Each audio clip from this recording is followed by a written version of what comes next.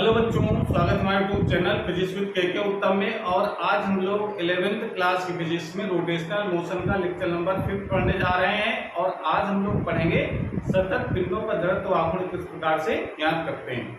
पिछले वाले वीडियो हम लोगों ने अलग अलग द्रव्यमान अगर पता थे तो उनका जड़त्व आघूर्ण कैसे ज्ञात किया जाता है वो हम लोग पढ़ चुके हैं। तो पहले हम ये मान करके चल रहे हैं कि आपने इसका पिछले वाला वीडियो देख रखा है, जिसमें ये सूत्र बताया गया था कि अगर कोई इंडिविजुअली बॉडी है और उसका जड़त्व आघूर्ण ज्ञात करना है किसी अक्ष के परितः जिसका द्रव्यमान है m1 गुणा से दूरी है r1, तो इसका जड़त्व आघूर्ण हम कैसे निकालते थे, I = m1 r1 स्क्वायर।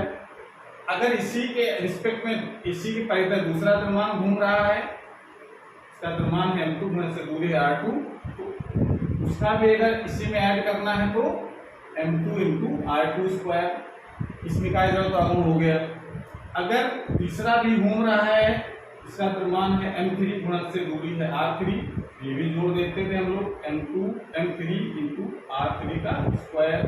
ऐसे करके जितने भी काम होते थे इन सबको जोड़ देते थे, पूरी बारी जड़त्व आघूर्ण निकल आता था। लेकिन अगर हमारे पास सतत पिंड है, ये अलग अलग मास नहीं है, एक पूरा पिंड है, इस आकृति का हम मान लेते हैं पूरा पिंड, और उसको हम इस अक्ष के परितः घुमाएं, इस अक्ष के परितः, तो क्या करते हैं, इस पूरी बॉडी का, जो कि आप इसको कोई एक पर्टिकुलर पॉइंट तो है नहीं, तो हम लोग क्या करते हैं, जब बॉडी बड़ी हो और मास डिस्ट्रीब्यूशन सब जगह हो, कॉन्टिन्यूअस हो, तब हम क्या करते हैं, उसका एक पार्ट लेते हैं, पूरे मास का, पूरी बॉडी का एक पार्ट, यानी टुकड़ा छोटा सा लेंगे जिसका द्रव्यमान हम मान लेते हैं m है, इसकी गुणन से दूरी हम मान लेते हैं x। तो इस पार्ट का जड़त्व आघूर्ण निकालते हैं, ऐसे दूसरे पार्ट का निकालेंगे, तीसरे पार्ट का निकालेंगे, चौथे का निकालेंगे और सबको जोड़ देंगे। अब जोड़ने का यहाँ पर मतलब होता है समाकलन करना। इसका मतलब अगर पूरी बॉडी का निकालना है तो पहले इस पार्ट का निकालेंगे, छोटे से पार्ट का निकाला जाए तो आघूर्ण कितना हुआ, dm × गुणा से दूरी के वर्ग का गुणन कर देंगे। पूरी बॉडी का करना है तो I = क्या करते हैं हम लोग, समाकलन कर देंगे। जोड़ने का मतलब समाकलन, तो ये हो जाएगा समाकलन dm × x²। समझ में आया? मतलब ऐसे ही पार्ट डिवाइड कर लेंगे, छोटा सा पिंड ये ले लिया जिसका द्रव्यमान है गुणा से दूरी ले लिए, में इसकी गुणा से दूरी कुछ होगी, इस सबके जड़त्व आघूर्ण पार्ट में डिवाइड करेंगे और सबका जड़त्व आघूर्ण ऐड कर देंगे। ऐड का मतलब समाकलन करेंगे, लेकिन लिमिट भी लगाएंगे। लिमिट ऐसे लगाएंगे जिससे पूरी बॉडी कवर होती है, पूरी बॉडी का जड़त्व आघूर्ण ज्ञात हो जाए, जिससे ऐसे लिमिट लगा देंगे हम।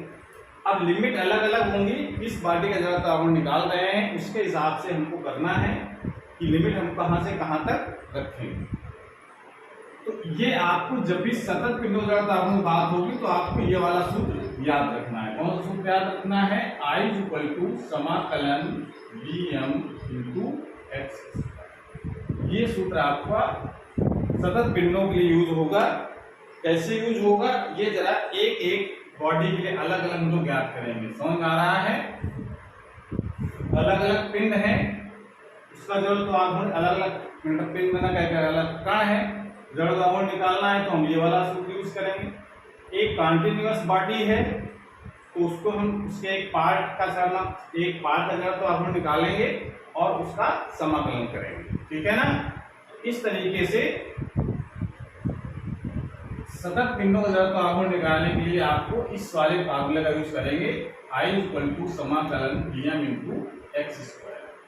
dm क्या है, उस बॉडी का एक छोटा सा भाग है जिसका द्रव्यमान है dm, और x है उस भाग या उस मास जिसका पार्ट हमने dm कह रहे हैं, उसकी गुणन से दूरी कितनी है। तो अब कैसे निकालेंगे जरा ये देखो। तो सबसे पहले बात कर रहे हैं पतली क्षण जड़त्व आघूर्ण, पतली क्षण का जड़त्व आघूर्ण।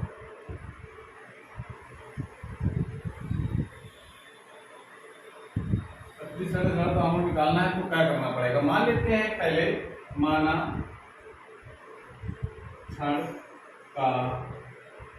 क्षण की लंबाई L तथा द्रव्यमान M, ये हम मान करके चलेंगे। एक क्षण ले लिया हमने, मान लीजिए हमारे पास एक क्षण है,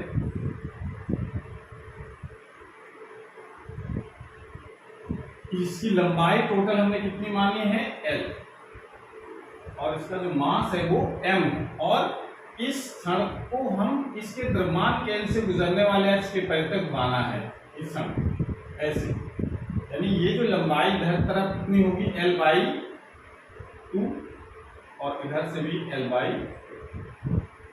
इसका जड़त्व आघूर्ण निकालना है। निकालने के लिए क्या करें हम, इसका छोटा सा पार्ट पहले लेंगे, इधर भी ले सकते हैं, एक छोटा सा पार्ट काट लिया हमने, इसका द्रव्यमान हम मान लेते हैं dm है, और इसकी जो पार्ट की जो मोटाई है वो है dx, पार्ट की जो मोटाई है वो है dx, और इसकी गुणन से दूरी है मान लेते हैं x।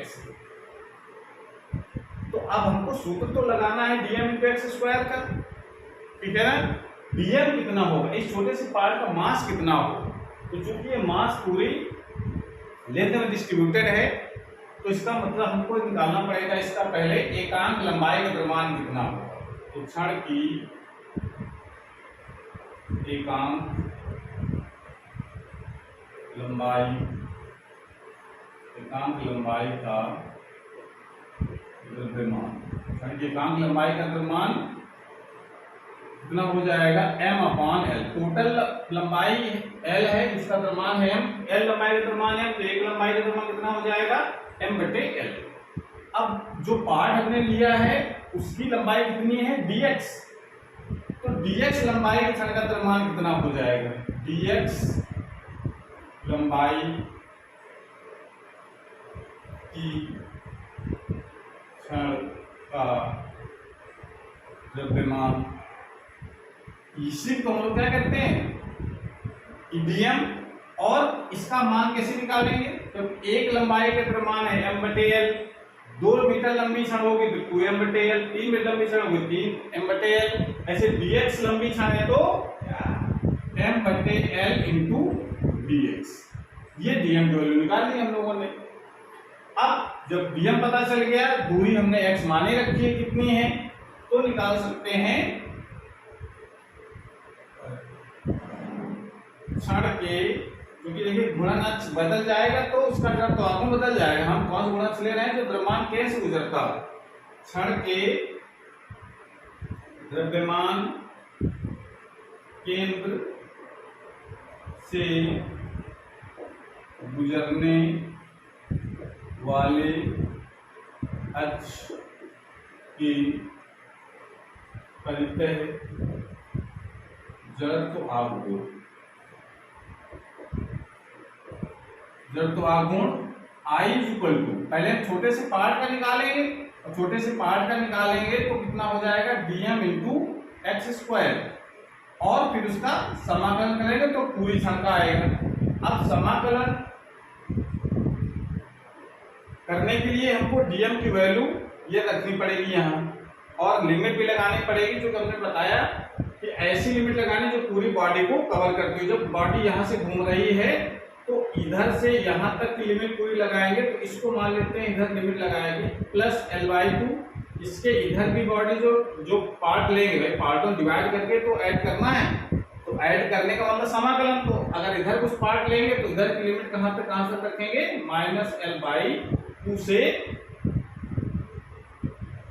प्लस L/2 के बीच, ये पूरी बॉडी कवर हो जाएगी। माइनस यहाँ से ये समझो मूल बिंदु हो गए, मूल इधर जाएंगे तो -L/2, इधर जाएंगे तो +L/2। लिमिट आप कहाँ तक रखोगे, -L/2 से +L/2 की लिमिट, तब पूरी बॉडी कवर होगी। तो -L/2 से +L/2 की लिमिट लगाएंगे यहाँ पर। अब हम क्या करेंगे, dm की वैल्यू लगाएंगे यहाँ पर, समाकलन लिमिट -L/2 से +L/2, और dm की वैल्यू ऊपर से लगा दो, ये हो जाएगा m/l dx, ये तो dm की वैल्यू हो गई, इंटू एक्स स्क्वायर लिख सकते हैं। या इसको जरा ध्यान दो, इसको i इक्वल टू लिखा जा सकता है, जो समय कांस्टेंट टर्म है वो तो बाहर, जो लेंथ है वो भी कांस्टेंट, मास उसका वो भी कांस्टेंट, ये समाकलन बाहर हो जाएगा। अब यहाँ समाकलन क्या बच रहा है, -l/2 से +l/2 और बचेगा यहाँ पर x² dx। ठीक है, अब इसका समाकलन कर लो, i = m/l, इसका समाकलन कितना हो जाएगा, x³/3, लिमिट है इसकी -l/2 से +l/2, समाकलन करना आता है ना। तो x² का समाकलन कितना होगा, x³/3, लिमिट लगा दो इसमें।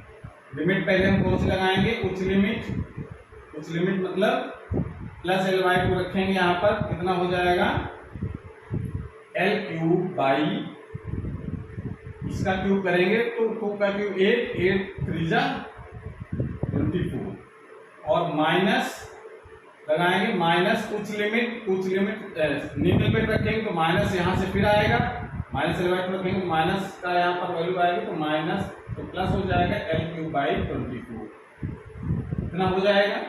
अब हम इसको ऐड कर दो, ml और ये कितना बचेगा, 2l³/24,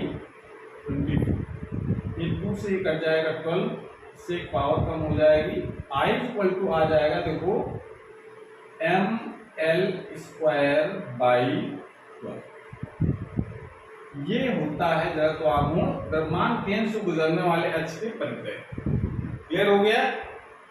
तो क्षणिक जड़त्व आघूर्ण आपको रिजल्ट जरूर याद रखना है, क्योंकि बोर्ड सिलेबस में रिजल्ट ही है हमारे पास। कैसे निकाला जाता है ये आपको फीलिंग लाने के लिए हमने इसका डेरिवेशन बताया है। बोर्ड एग्जाम में आपको रिजल्ट जरूर याद रखना है, i = ml²/12। ये ml²/12 कब होगा, जब घूर्णन अक्ष हमारा इस द्रव्यमान केंद्र से गुजर रहा हो, ठीक है ना। लेकिन अगर ये घूर्णन अक्ष यहाँ हो, तब मतलब इस अक्ष केंद्र के स्टार्टिंग में हो यहाँ पर, तब जड़त्व आघूर्ण कितना होगा, तो भी आप इस तरीके से कर सकते हैं, ठीक है ना। कैसे करेंगे देखो जरा, समझ में आया। मतलब आपको जब द्रव्यमान के गुजरने वाला तो इतना होगा, अगर यही इस तरीके का हो,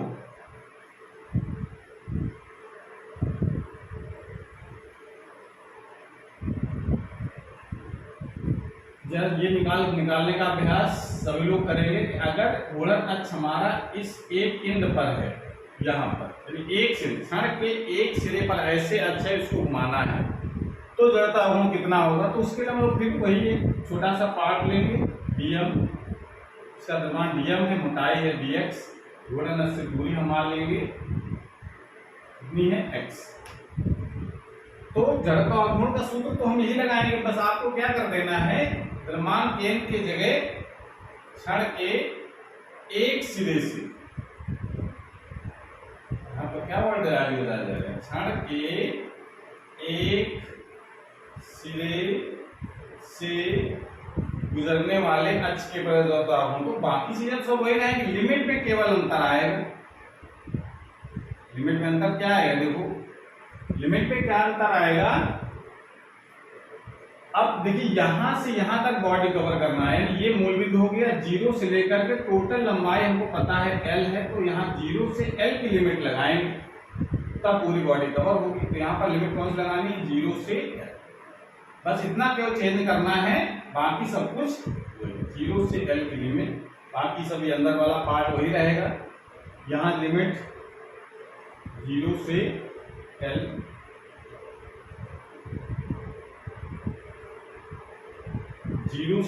लिमिट चेंज कर दो बस। लिमिट जब रखोगे यहां पर तो क्या आ जाएगा, ये पार्ट क्या हो गया हमारा 0, और जब इस पे l रखोगे तो यहाँ पर केवल कितना आएगा, l³/3। पहले उच्च लिमिट l³/3 माइनस निम्न लिमिट x की जगह 0 लगा देंगे तो 0 हो जाएगा। तो कितना आ गया जरा देखो आंसर, अब कितना आएगा, क्या आप अलग से करेंगे, तो कितना आ जाएगा, आई इक्वल टू आ जाएगा एम एल, यहाँ से पावर कम हो जाएगी तो यहाँ बचेगा एम एल स्क्वायर बाई। ये अगर गुणन अक्ष बदल गया तो उसका जड़त्व आघूर्ण भी बदल जाएगा। ये हमने इसकी प्रॉपर्टी में बात कर रहे थे जब बताया था कि जड़त्व आघूर्ण किन किन बातों पर निर्भर करता है। उसमें एक पार्ट था कि गुणन अक्ष की स्थिति पर, तो गुणन की स्थिति पर ही जड़त्व आघूर्ण निर्भर करता है। अगर द्रव्यमान के गुजरने वाला जो आघूर्ण निकाल रहे हैं तो एम एल स्क्वायर बाई 12 था, लेकिन अगर वही एक इंड के यानी एक सिरे के परितः जड़त्व आघूर्ण का निकाल रहे हैं तो एम एल स्क्वायर बाई। ठीक है, इस प्रकार से इसको याद रखना है कि किस अक्ष के परितः जड़त्व आघूर्ण ज्ञात करना है, उसके आधार पर उसका आंसर होगा। ओके, इसको नोट कर लो।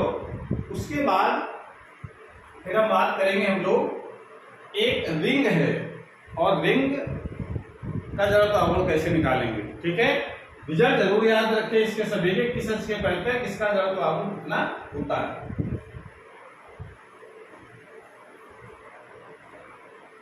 दूसरा हम लोग कॉर्ड ले रहे हैं यानी वलय, वलय या इसको लोग क्या कहते हैं, रिंग का जड़त्व आघूर्ण।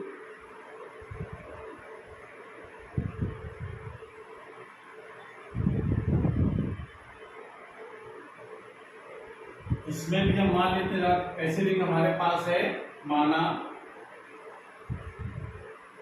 रिंग का द्रव्यमान m तथा त्रिज्या r, यानी रिंग हमारे पास है ये, और उसको हम इसके सेंटर ऑफ मास से होकर जाने वाले गुणन अक्ष के परितः जड़त्व आघूर्ण निकालेंगे। गुणन अक्ष के मतलब रिंग हमारे पास है ये, समझो ऐसे है, और उससे गुजरने वाले अक्ष के परितः जड़त्व आघूर्ण निकालना है। ठीक है ना, ऐसे नहीं रखी जबकि ऐसे प्लेन पर ये रिंग रखी हो, रिंग ऐसे है, इसके परितः जड़त्व आघूर्ण कितना होगा निकालना है। तो हम लोग क्या करें, इसकी त्रिज्या हमने कितनी मानी है, r। अब चूंकि इसका जो पूरा मास है वो कहां पर बटा हुआ है, उसकी लंबाई में, तो एकांक लंबाई का द्रव्यमान कितना होगा, क्योंकि सूत्र हमको लगाना है ये वाला dm × x स्क्वायर। तो अब हम क्या करें, पहले तो इसको पार्ट डिवाइड कर लें। एक हमने इस रिंग का एक छोटा सा पार्ट ले लिया, इसका द्रव्यमान है dm, और इसकी जो पार्ट की जो लंबाई है वो कितनी है, dx। मतलब ये हमने तार, ये एक रिंग है, उसका एक हमने पार्ट काटा जिसकी ये जो मोटाई है वो है dx, और इसका जो मास है ये वो कितना है, dm। तो इस dx जो पार्ट लिया है उसका द्रव्यमान कितना होगा, वही तो dm होता है, छोटे से पार्ट का द्रव्यमान। तो कैसे निकालेंगे, तो यहां पर लिख सकते हैं रिंग की एकांक लंबाई, एकांक लंबाई का, रिंग की एकांक लंबाई का द्रव्यमान। एकांक लंबाई का द्रव्यमान कितना होगा, टोटल मास है m, और उसकी लंबाई कितनी होगी। अगर इस रिंग का एक सिरा काट करके इसको फैला दो, मतलब इस रिंग को बीच में काटो, उसको फैला दो, क्या लंबा सा तार हो जाएगा। तार की लंबाई कितनी होगी, 2πr, जितनी उसकी परिधि होगी उतना लंबा तार होगा। तो एकांक लंबाई यानी 2πr लंबाई का तार है जिसका द्रव्यमान है m। ठीक है ना, तो r क्या है, उसकी त्रिज्या है, त्रिज्या से तो उसकी लंबाई निकालोगे 2πr से, तो एकांक लंबाई का द्रव्यमान कितना हो जाएगा, m/2πr। तो dx लंबाई का कितना हो जाएगा, dx लंबाई, dx लंबाई का द्रव्यमान कितना हो जाएगा, जो पार्ट हमने लिया dx उसका कितना हो जाएगा, dx लंबाई का द्रव्यमान कितना हो गया, जिसको हम लोग dm से लिखते हैं, dm बराबर कितना हो जाएगा, एकांक लंबाई का द्रव्यमान है 2πr, तो dx लंबाई कितना होगा, dx का और मल्टीप्लाई भाई, 1 मीटर लंबी अगर रिंग है तो m/2πr 2 मीटर है, 2 को गुणा कर देंगे 3 मीटर है, 3 को गुणा कर देंगे, अगर x मीटर लंबाई का टुकड़ा है तो x dx से गुणा कर देंगे।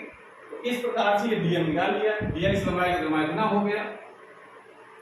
तो जड़त्वाघूर्ण गुण कितना हो जाएगा रिंग का द्रव्यमान केंद्र से गुजरने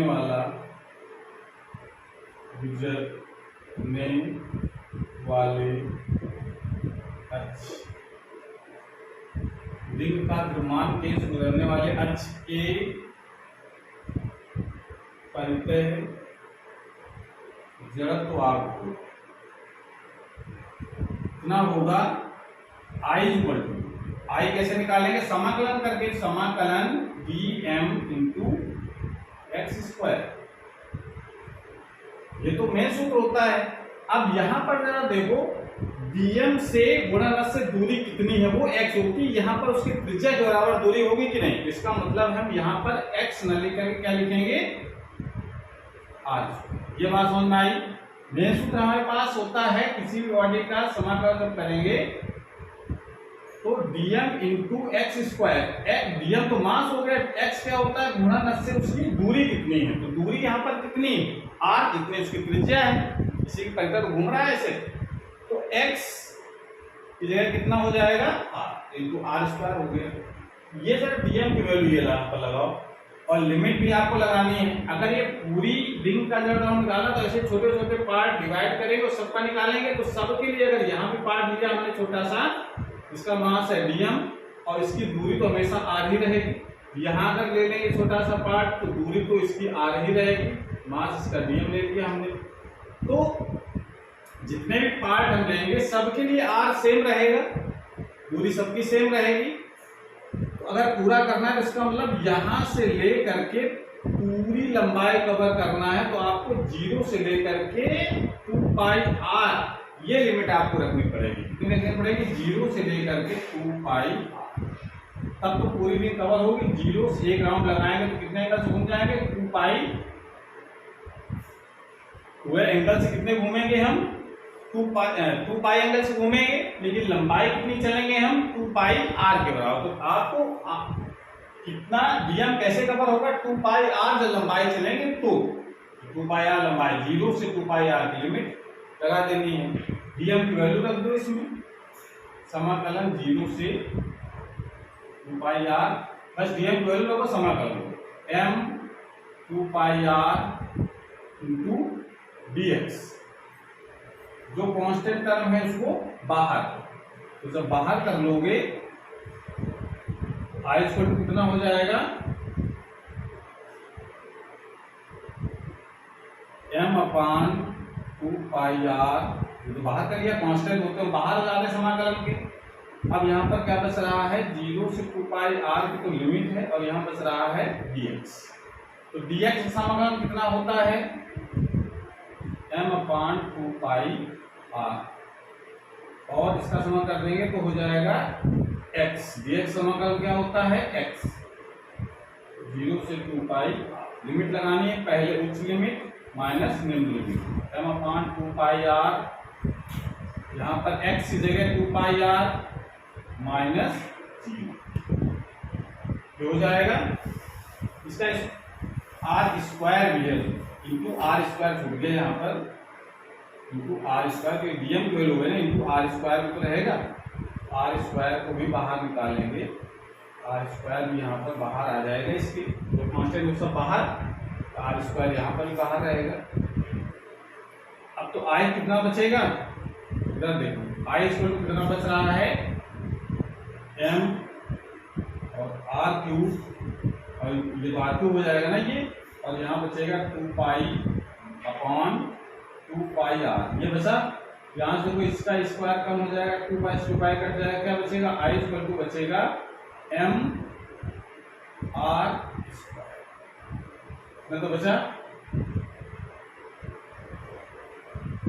2 पाई कट गया, r से r स्क्वायर कट, इसकी घात कम हो जाएगी, r क्यूब से r स्क्वायर बचेगा, तो m r स्क्वायर। तो किसी रिंग का या किसी गोले का जड़त्वाघूर्ण गुणन जो हमारा कौन सा होना चाहिए, जो द्रव्यमान केंद्र से गुजरता हो और इस तल के लंबवत हो तो उसका जरूरत आघूर्ण हम mr² से निकालेंगे। क्लियर हो गया? m का मतलब मास कितना है रिंग का और उसकी त्रिज्या कितनी है r, पता होगा तो जरूरत आघूर्ण निकाल लेंगे। तो इस प्रकार से हम वलय का जरूरत आघूर्ण निकालेंगे। लेकिन ये तो ध्यान रखना है mr² कब होता है, जब इसके द्रव्यमान केंद्र से गुजर रहा हो और रिंग के तल के लंबवत अक्ष ये व्यास के अक्ष के परिधि निकालना हो तो जरूरत आघूर्ण दूसरा होगा। ये तब हम पूरा जरूरत आघूर्ण निकालना सीख पाएंगे कि हम किस अक्ष के परिधि निकाल रहे हैं।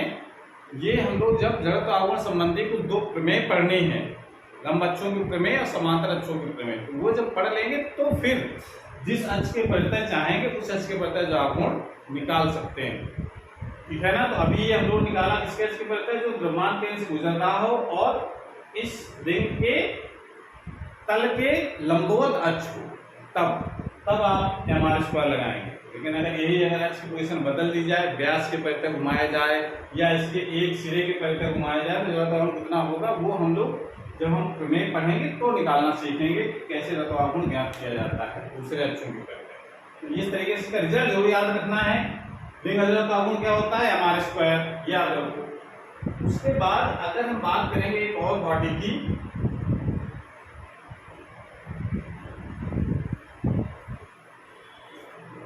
इसकी बॉडी हमारे पास है डिस्क।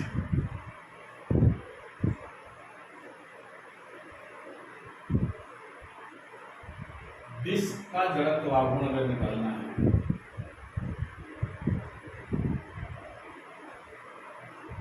डिस्क का जड़त्व आघूर्ण, तो डिस्क कैसे निकाला जाएगा, तो मान लेते हैं इसमें मान लिया हमने, माना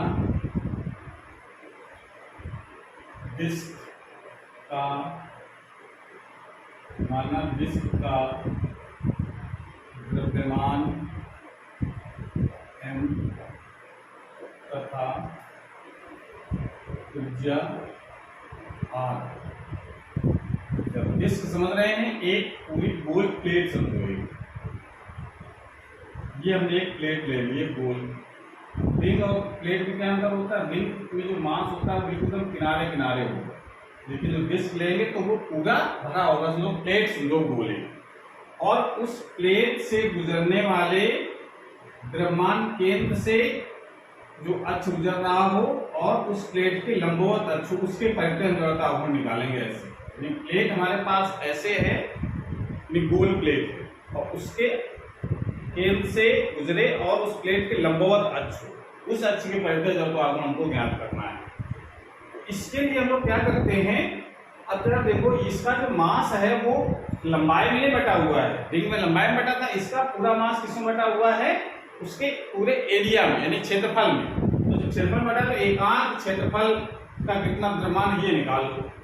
तो पहले तो ये निकाल लो डिस्क के एकांक क्षेत्रफल का द्रव्यमान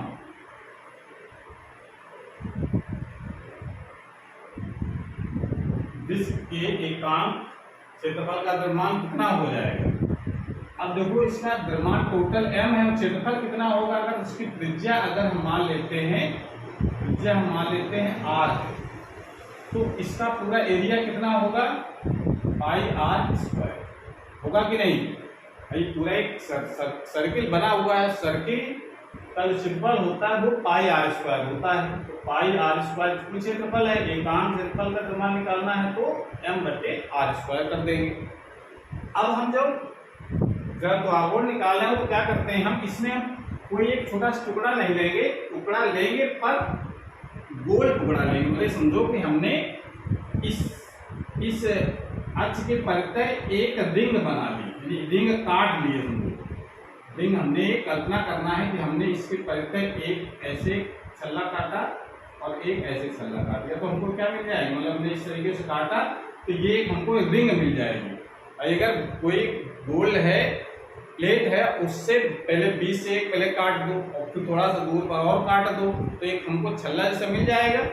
तो पहले हम इस छल्ले का यानी रिंग का जरा तो आघूर्ण निकालेंगे कितना होगा और फिर लिमिट लगा करके हम उसका इंटीग्रेशन करेंगे तो पूरे डिस्क का जड़त्व निकल आएगा। तो ये जो हमने माना है कि ये जो dx, ये जो मोटाई हमने काटी है वो कितनी है, dx मोटाई की हमने एक रिंग बना ली और इसकी जो त्रिज्या है वो हमने मान लिया है x त्रिज्या की एक रिंग काट ली, इसकी मोटाई है dx। तो dx मोटाई की रिंग का द्रव्यमान कितना होगा, वही तो dm है, वही तो dm है। तो इसका मतलब पहले आपको dm ज्ञात करना है। तो dm कैसे ज्ञात किया जाएगा, सबसे पहले से एकांक लंबाई, एकांक या लंबाई नहीं, एकांक क्षेत्रफल का द्रव्यमान है, तो पहले उस रिंग का क्षेत्रफल पे निकालो कितना होगा, यानी कह सकते हैं dx मोटाई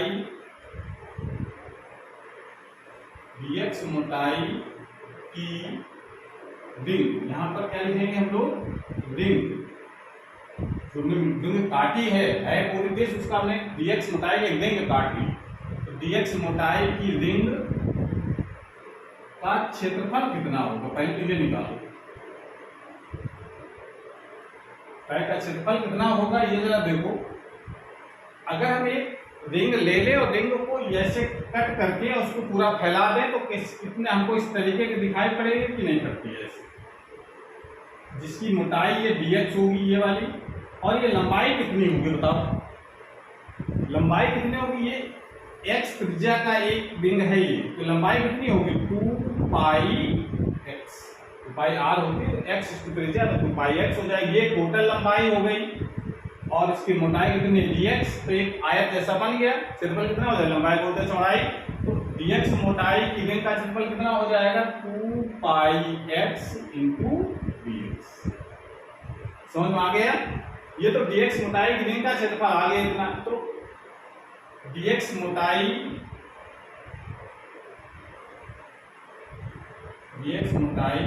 की रिंग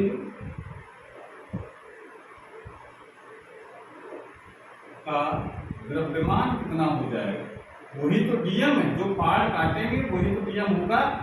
तो dx मोटाई की रिंग का द्रव्यमान कितना हो जाएगा dm, जब एक काम क्षेत्रफल का द्रव्यमान है m बटे पाई आर स्क्वायर और इतना क्षेत्रफल का द्रव्यमान चाहिए हमको, तो into 2 pi x into dx से कर सकते हैं, पाई से pi cancel, dm equal to हो जाएगा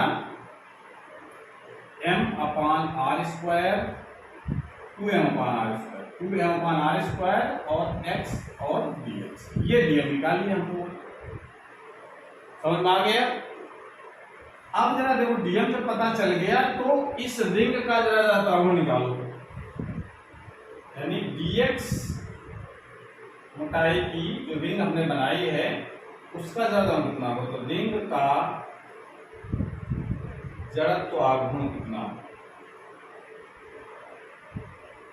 जड़त्व आघूर्ण, रिंग का जड़त्व आघूर्ण मान लेते हैं, पतली रिंग हमने काटी तो जड़त्व आघूर्ण भी छोटा होगा, di सूत्र क्या होता है, रिंग का जड़त्व आघूर्ण हम लोगों ने पढ़ा है m आर स्क्वायर, ये तो मेन फार्मूला होता है रिंग का, लेकिन इसके साथ लगाओ रिंग का द्रव्यमान कितना है dm, तो यहाँ कितना हो जाएगा इंटू इसकी त्रिज्या कितनी है, त्रिज्या कितनी है x और उसका स्क्वायर करते हैं, समझ नहीं आया।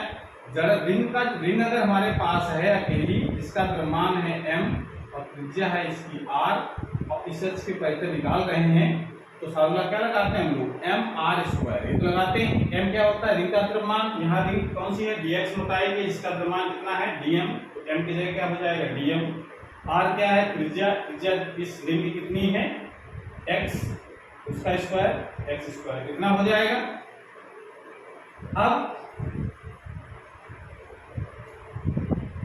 इसी प्रकार से बहुत सारी रिंगें काटी जा सकती हैं, यहां से काटना शुरू करो रिंगों को और पूरा एक रिंग जब काट लेंगे तो क्या बन जाएगा, पूरा एक डिस्क बन जाएगा। समझो कि एक छोटी छोटी फिर उससे बड़ी रिंगों को जोड़ करके एक डिस्क बना दी गई, तो इसका मतलब यहाँ पर 0 मूल बिंदु है, यहाँ से पूरा यहाँ तक कवर करना है हमको, तो ये छोटी रिंग होगी 0 हो जाएगा, जैसे जाएंगे उसकी त्रिज्या बढ़ती जाएगी कहाँ तक पहुंच जाएगी त्रिज्या r के बराबर। तो आपको पूरी अगर डिस्क का जड़ तापमान निकालना है तो क्या करना पड़ेगा, संपूर्ण डिस्क का जड़त्व आघूर्ण की बात समझ आ रही है। जड़ता आघूर्ण कैसे निकाल रहे हैं हम लोग, जड़ता आघूर्ण I इक्वल टू समाकलन कर देंगे, इसका समाकलन करेंगे dm इंटू एक्स स्क्वायर। समझ में आया कि नहीं आया? ये हमने तो रिंग का निकाला, ऐसे रिंग को जोड़ेंगे सभी रिंगों का जड़ता आघूर्ण तो क्या हो जाएगा, समाकलन कहां से कहां तक लिमिट रखेंगे, 0 से लेकर के r। भाई इसकी त्रिज्या कहां से कहां तक बढ़ती है, 0 से लेकर के r तक तो त्रिज्या बढ़ानी है, तो लिमिट आपको 0 से r की लगानी, पूरी रिंग कवर हो जाएगी। ठीक है, मतलब यहाँ एक रिंग ली, उसकी त्रिज्या मान लेते हैं बहुत पास है 0, और रिंग ली थोड़ी बड़ी, और ली बहुत बड़ी, ऐसे करके बढ़ाते जाए कहां तक बढ़ जाएगी त्रिज्या r तक, 0 से r की लिमिट लगा दी। समझ में आया? उसके बाद अब जरा इसको सॉल्व करना है, dm की वैल्यू लगा दो, कितना हो जाएगा, समाकलन 0 से r, लिमिट 0 से r हो गई 2m बटे r स्क्वायर, 2m बटे r स्क्वायर x और dx, x dx, और ये तो है dm की वैल्यू इंटू x स्क्वायर, ये हो जाएगा। और सॉल्व करो इसको, तो जो कांस्टेंट टर्म उसको जरा बाहर कर लो, समाकलन में 2m अपान r स्क्वायर, ये तो बाहर हो जाएगा, अंदर जो बचेगा 0 से r की लिमिट, और यहाँ बचेगा x cube by x cube और इंटू dx। इंटीग्रेशन कर दो, इसका इंटीग्रेशन कर देंगे तो 0 से r की लिमिट रहेगी, साथ में जो बच रहा है उतना तो आपको किनारे रखना ही है, r स्क्वायर समाकलन आप कर दो तो ये बचेगा x की पावर 4 अपान 4, लिमिट कहां से कहां तक, 0 से r की लिमिट। समझ में आया? x क्यूब का इंटीग्रेशन x की पावर 4 बाई 4 और लिमिट 0 से r, पहले उच्च लिमिट माइनस लिमिट रखनी है, तो 2m अपान r स्क्वायर, पहले उच्च लिमिट r की पावर 4 बाई 4, x की जगह रखेंगे माइनस 0, कितना हो गया, I इक्वल टू आ जाएगा 2m r की पावर 4 अपान 4r स्क्वायर, कितना हो जाएगा, इसको साथ 2 से यहाँ बचेगा 2 कट जाएगा, और इसके कट जाएगा तो यहाँ बचेगा पावर 2, I इक्वल टू क्या आ जाएगा 1/2, यहाँ 1/2 बचेगा ना इस जगह, 1/2 mr स्क्वायर। ये आपको रिजल्ट ध्यान रखना है, I इक्वल टू देखिए इसको दिख रहा है कैमरे में, ठीक है, तो ये 1/2 mr स्क्वायर, डिस्कस क्या निकला, मतलब यहाँ पर कितना है रिजल्ट, 1/2 mr स्क्वायर। ये आपको रिजल्ट ध्यान रखना है, किसके लिए, डिस्क के लिए, डिस्क का जगह तो आवर्त निकालना है तो 1/2 mr स्क्वायर, क्योंकि इसका मास पूरी जगह बटा हुआ है, जब बिल्डिंग में क्या था किनारे किनारे था, तो मास जितनी ज्यादा दूर होता है उसका जगह उतना ही ज्यादा होता है, मास डिस्ट्रीब्यूशन इस प्रकार से किया गया जाता है, इस बात पर निर्भर करता है। तो अगर त्रिज्या की रिंग है, 8 त्रिज्या के डिस्क है, तो डिस्क का जगह आघूर्ण कम होगा रिंग की अपेक्षा, कितना होगा 1/2 mr स्क्वायर। रिजल्ट जरूर ध्यान रखेंगे। इस प्रकार से डिस्क का जड़ आघूर्ण हम लोगों ने ज्ञात कर लिया। ओके, कोई दिक्कत है किसी को? रिजल्ट जरूर है, आपको याद रखना है किसका जड़ आघूर्ण कितना होता है, डिस्क का 1/2 mr स्क्वायर, रिंग का mr स्क्वायर, छड़ के दो बताए हमने, एक द्रव्यमान केंद्र से गुजरने वाला, एक सिरे से गुजरने वाला, इसके पढ़ते। तो द्रव्यमान केंद्र से गुजरने वाला होता है ml स्क्वायर बाई 12, इनमें से गुजरने वाला होता है ml स्क्वायर बाई 3। ये चीजें आपको ध्यान रखनी, रिजल्ट जरूर ध्यान रखने हैं, इसको नोट कर लो। उसके बाद बेलन का निकाल लेते हैं, बेलन जरा तो आघूर्ण कितना होता है, और कर लिया।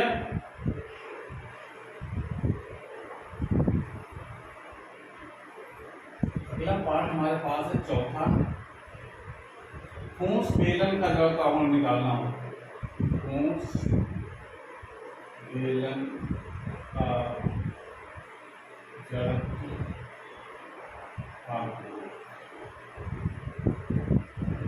ठोस बेलन का जड़ त्रिकोण निकालना हो तो कैसे निकाले? खोखले वाले का भी निकाल सकते हैं इस तरीके जैसा ठोस का निकाल रहे हैं। अगर मान लेते हैं हमारे पास जो बेलन है, बेलन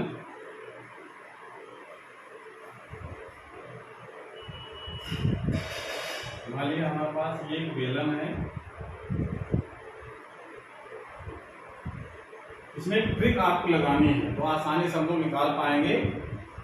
इसको हमको इस अक्ष के परिधि को घुमा रहे हैं, यानी इसका जो इसके अक्ष के परिधि घुमाएंगे, जो बेलन का जो अक्ष होता है उसकी परिधि जड़ त्रिकोण ज्ञात करेंगे पहले, ठीक है ना।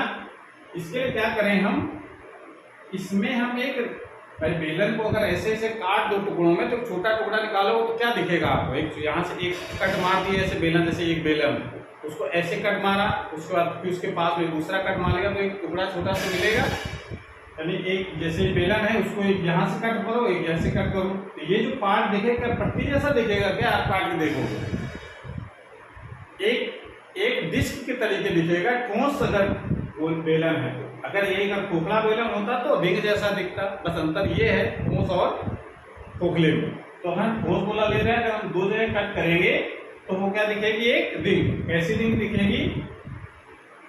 थ्री डायमेंशनल एक फिगर है, उसको आपको थोड़ा सा दिमाग से बनाना है। मतलब हमने इसको एक ऐसे पार्ट लिया, इसी को हमने और इसके पास में ऐसे काटेंगे तो इस तरीके का पार्ट दिखाई पड़ेगा, ठीक है ना।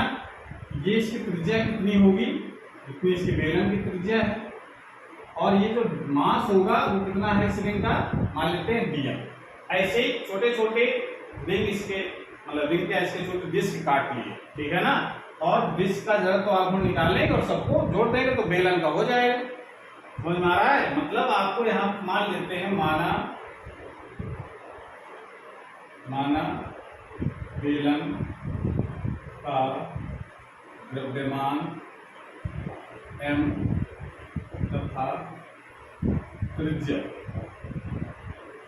r, ये हमने मान लिया। द्रव्यमान m और त्रिज्या है उसकी r। तो हमने इस बेलन का छोटा सा पार्ट लिया, तो पार्ट लेंगे तो कैसा लेंगे? हम उसको लंबवत काटेंगे, मतलब इसके पार्ट करेंगे तो क्या देखो एक डिस्क दिखेगी। डिस्क का द्रव्यमान हमने कितना मान लिया? dm, उसकी त्रिज्या है r। अब इसी अक्ष के परिधि इस डिस्क का जड़ त्रिकोण निकालो जरा, कितना होगा? यानी dm द्रव्यमान की जो डिस्क है उसका द्रव्यमान कितना है, उसका जड़ त्रिकोण कितना होगा? तो यहाँ पर लिख सकते हैं dm द्रव्यमान की डिस्क का,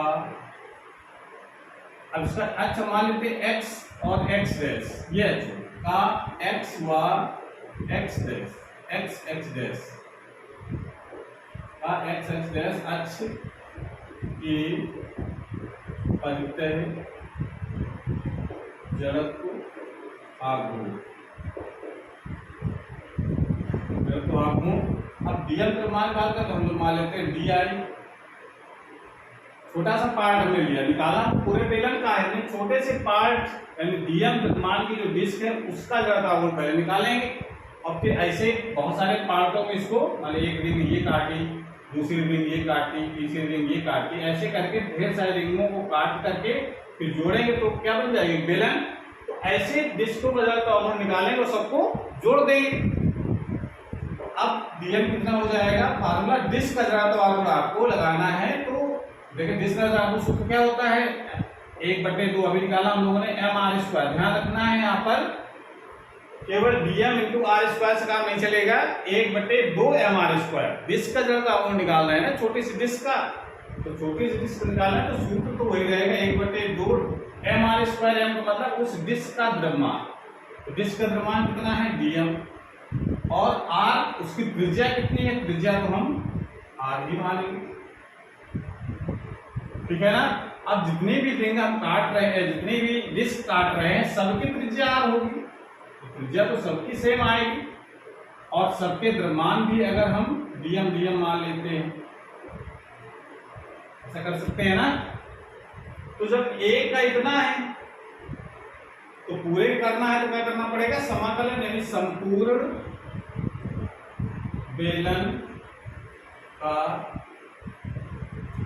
बेलन का जड़त्वाघूर्ण कितना हो जाएगा इस अक्ष के परितः x यानी जो बेलन का अक्ष है उसी के परितः जड़त्वाघूर्ण निकालना है, ठीक है ना। बेलन के अक्ष के परितः जड़त्वाघूर्ण कितना हो जाएगा, संपूर्ण बेलन का जड़त्वाघूर्ण I हो जाएगा समाकलन, इसका करते हैं समाकलन डी का मान कितना है 1/2 dm × r। ये बात समझ में आ गई। अब जो कांस्टेंट टर्म है, क्योंकि r सभी के लिए कांस्टेंट है तो इसका मतलब इसको बाहर कर लो, 1/2 r², ये बाहर हो जाएगा, अंदर क्या बचेगा dm। समाकलन dm मतलब क्या है, सब dm को जोड़ो, तो सब dm को जब जोड़ोगे तो पूरे बेलन का द्रव्यमान आ जाएगा। और पूरे बेलन का द्रव्यमान कितना माना हम लोगों ने, m ले सकते, क्योंकि समाकलन dm का जो मान आएगा उसके बराबर होगा संपूर्ण बेलन के द्रव्यमान के बराबर। तो इसका समाकलन dm की वैल्यू आप क्या लिख सकते हो, dm 1/2 r² × m, ये हो जाएगा। या इसको सिंपली सिंपल लिख सकते हैं 1/2 mr। तो अगर ये किसका जड़त्वाघूर्ण आ गया, बेलन का, और ये डिस्क का भी था, तो डिस्क का जड़त्वाघूर्ण बेलन का जो जड़त्वाघूर्ण ये सेम होते हैं। शर्त ये है कि बेलन का जड़त्वाघूर्ण हम उस बेलन के अक्ष के परितः निकाल रहे हो। अगर यही अक्ष इसके द्रव्यमान के अक्ष गुजरने वाले और उसके अक्ष के लंबवत हो, यानी ऐसे हो अक्ष, तो जड़त्वाघूर्ण दूसरा होगा, वो हम लोग समांतर अक्षों या लंब अक्षों की प्रमेय की मदद से निकालेंगे। तो ये बात ध्यान रखिए, अगर यही अगर ठोस ना होता, खोखला बेलन होता, तो क्या अंतर आता, केवल जो हम लोग बाकी चीजें वही रहती। यहाँ जब खोखला बेलन होता तो काट क्या बनते, रिंग बनती, डिस्क नहीं बनती। तो रिंग का जड़त्वाघूर्ण निकालते, जैसे यहाँ dm द्रव्यमान की डिस्क का जड़त्वाघूर्ण निकाला है, तो रिंग का जड़त्वाघूर्ण निकालते dm द्रव्यमान की, तो यहाँ 1/2 ना होता, केवल dm × r²। रिंग क्या होता है mr², तो dm × r²। तो यहाँ पर सब कुछ वही होता, केवल 1/2 ना होता, तो क्या आ जाता आंसर mr²। इस प्रकार से हम चाहे खोखले बेलन का हो तो खोखले बेलन का जड़त्वाघूर्ण होता है जो रिंग का होता है, इसके अक्ष के परितः, उसके अक्ष जो बेलन का अक्ष होता है उसके परितः जड़त्वाघूर्ण। और अगर ठोस अगर बेलन है तो जड़त्वाघूर्ण वो होता है जो एक डिस्क का होता है, डिस्क कितना होता है 1/2 mr²। इस प्रकार से ये चार जो कुछ नियमित आकृति के जो जड़पिंड थे उनका जड़त्वाघूर्ण निकाल लिया। बाकी अभी और हमको निकालना है ठोस गोले का जड़त्वाघूर्ण कितना होगा और ठोस खोखले गोले का जड़त्वाघूर्ण कितना होगा, यानी ठोस और खोखले गोले का जो जड़त्वाघूर्ण है ये हम लोग अगले वाले क्लास में करेंगे। तो नोट कर लो। और आज क्लास हमारी एक बार समाप्त होती है।